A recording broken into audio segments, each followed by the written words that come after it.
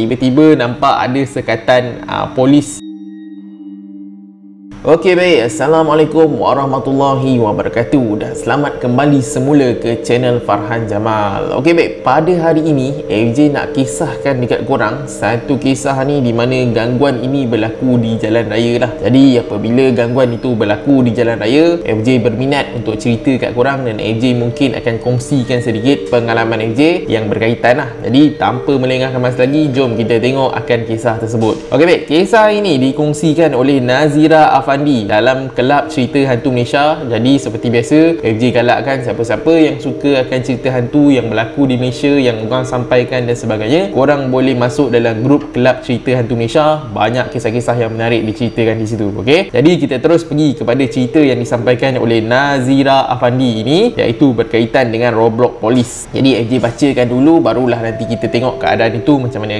Okey, roadblock polis. Kejadian hampir belasan tahun dulu, namun masih segar dalam ingatan kami sekeluarga. Kami dalam perjalanan dari Kampar ke Kuala Lumpur untuk menghantar abang saudara pulang ke rumahnya. Aku ingat lagi, dalam kereta ada berlima, termasuk aku yang berumur antara 5 hingga 6 tahun. Jadi Kampar ni adalah di Perak lah. Mereka menuju ke Kuala Lumpur. Jam masih awal, sekitar 10 malam. Jalan agak sunyi, kiri kanan pokok sawit. Kami ambil jalan lama sebelum masuk tol di Tapah. Dalam keadaan agak sunyi dan gelap itu, tiba-tiba kami nampak kereta banyak di depan. Lampu merah menyakitkan mata. Ada orang insiden ke? Kata kami sesama sendiri. Abang aku yang drive, makin slow dia bawa. Dah makin hampir dengan kereta yang banyak-banyak tu, namun di belakang kereta kami masih kosong, gelap dan sunyi. Setelah semakin hampir, abang dan kakak aku yang duduk di hadapan bersuara,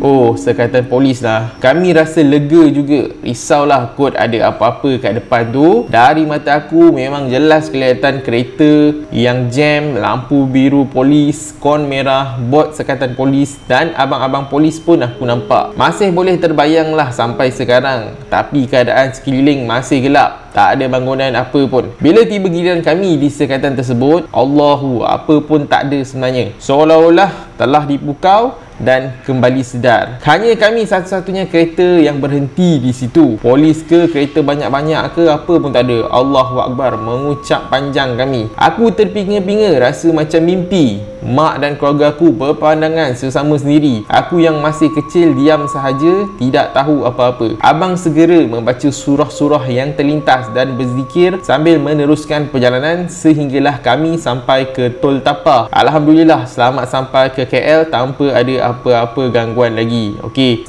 cerita yang seterusnya adalah cerita yang nombor 2. Jadi kita pergi kepada cerita yang pertama terlebih dahulu lah. Jadi habis dah cerita yang pertama itu, iaitu berkaitan dengan gangguan yang Nazira Afandi ini terima ketika beliau melalui dari perjalanan daripada Kampar untuk menuju ke Tapah lah. Jadi gangguan yang mereka terima ini adalah ketika dalam perjalanan tersebut tiba-tiba nampak ada sekatan polis yang sedang melakukan sekatan jalan raya. Kemudian apabila mereka sampai tepat-tepat ketika nak cek pemeriksaan tersebut, tiba-tiba semuanya hilang. Kemudian semua macam terpinga-pinga, macam bela semua kan. Jadi diorang teruskanlah perjalanan sampailah ke Tol Tapah. Ini cerita yang disampaikan lah. Jadi berkaitan dengan cerita tersebut, FJ agak sukar untuk membayangkan keadaan itu macam mana. Maksudnya ketika semuanya ada, semua hilang tu dengan cara yang macam mana. Yang itu FJ macam cuba untuk bayangkan, tapi mungkin sebab FJ sendiri kurang pengalaman mengalami keadaan macam tu, tak dapat nak bayangkan macam mana keadaan tiba-tiba benda hilang kan. Macam contoh, kita dah bawa kereta, tiba-tiba sampai satu tempat, kita tengok ramai orang, dalam sekelip mata ataupun kita punya on second dia, tiba-tiba semua hilang. Jadi keadaan itu agak janggal lah berlaku gangguan seperti itu sebenarnya. Tapi kalau nak berlaku gangguan seperti itu, mungkin boleh jadi juga kan. Jadi seperti yang diceritakan oleh Nazira tadi, iaitu berkaitan dengan gangguan yang mereka terima. Okey, semasa gangguan tersebut, dikatakan satu keluarga dia nampaklah akan kejadian tersebut. Yang ini menyebabkan lagi akan kekuatan cerita tersebut lah, maksudnya gangguan yang mereka terima di jalan daripada Kampar menuju ke Tapah. Jadi itu menguatkan lagi akan kisah yang disampaikan itu, sebab kalau seorang saja yang mungkin nampak atau mengalami situasi itu, berkemungkinan sama ada dia mengalami gangguan ataupun dia ada sesuatu pada diri dia, ataupun maksudnya benda tu nak menunjukkan diri pada dia lah. Tapi apabila satu keluarga ataupun satu family nampak dalam kereta berkaitan dengan kejadian tersebut, maka perkara ini adalah gangguan yang melibatkan penampakan lah. AJ tak pasti sama ada gangguan tersebut mereka masuk ke alam lain dulu ke, ataupun mereka sebenarnya berada di alam kita tapi gangguan itu memunculkan diri dia ke. Tapi berdasarkan situasi yang dikisahkan tu, pada pandangan AJ, kemungkinan mungkin mereka termasuk ke alam lain dulu ke apa kan. Lepas tu bila dah masuk ke alam lain, barulah dia keluar daripada alam tersebut. Kemungkinan macam tu. Kalau penampakan ni jarang, kalau kita nak kata penampakan, jarang kalau penampakan itu macam yang dikisahkan tadi, nampak ramai orang, nampak banyak kereta, nampak roadblock, nampak alatan apa semua, jarang keadaan itu. Melainkan kalau mungkin mereka masuk ke alam lain lah. Tapi tentang hal ini kita tak pasti. Tapi kalau katakan family yang lain juga nampak, memang confirm gangguan tersebut, so kekuatan cerita ni lebih kuat lah. Maksudnya bukan dia saja yang mengalami situasi tersebut, tetapi satu keluarga. Okay? Jadi pengalaman FJ berkaitan dengan jalan antara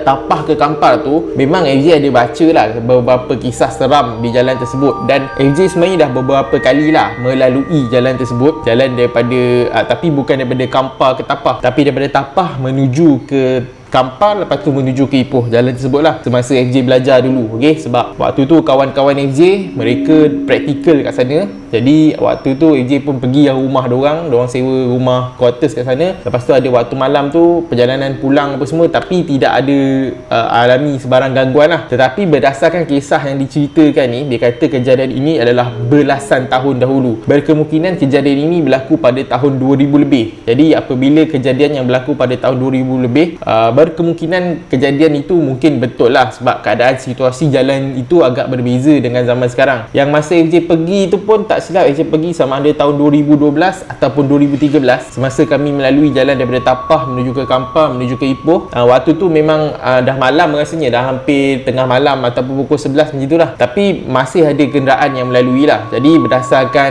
timeline masa yang diberikan dan sebagainya, FJ rasa cerita tu kuatnya kepada betul lah kan. Kita nak kata kemungkinan apa pun agak sukar, sebab dia kata dia nampak banyak benda kan, banyak orang dan sebagainya. Okay, jadi agak mustahil kalau dia nampak mungkin seorang diri ke apa ke, kemungkinan mungkin ada beberapa kemungkinan lah. Okay? Dan FJ sendiri pun pernah pergi dekat Tapah macam FJ cerita sebelum ni, di mana FJ hantar adik ipar FJ dekat UiTM Tapah ketika itu baru dibuka. Dan jalan di Tapah ni FJ tak pasti lah, tapi setiap kali macam FJ pergi kan, FJ lalu dekat sana dan sebagainya, FJ macam dapati dia punya jalan dia agak sunyi, agak senyap, agak macam dia punya suasana lah agak creepy dan sebagainya kan.